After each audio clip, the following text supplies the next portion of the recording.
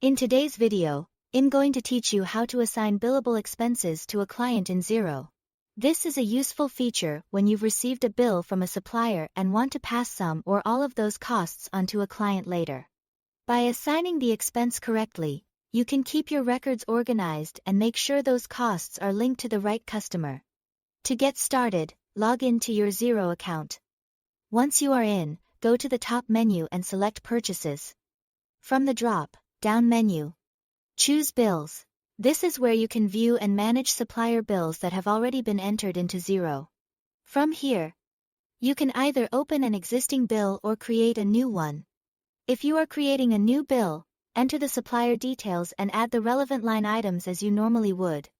If you are working with an existing bill instead, located in the list, click the three dots next to it, and then choose Edit. This will allow you to make changes and assign the cost to a customer or project. Once the bill is open in edit mode, look for the button labeled Assign Expenses to a Customer or Project. Click that to begin selecting which charges should be passed on.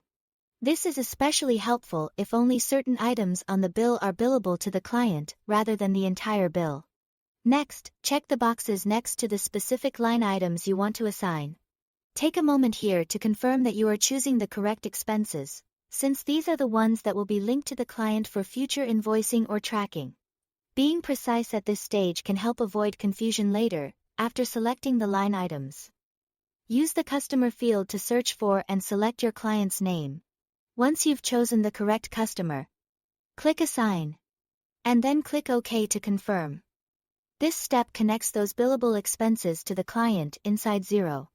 When everything looks correct, go ahead and approve the bill or save it, depending on where you are in your workflow. If the bill is finalized and ready to post, approving it is usually the next step. If you still need to review it later, saving it may be the better option. And that's it. Thanks for watching.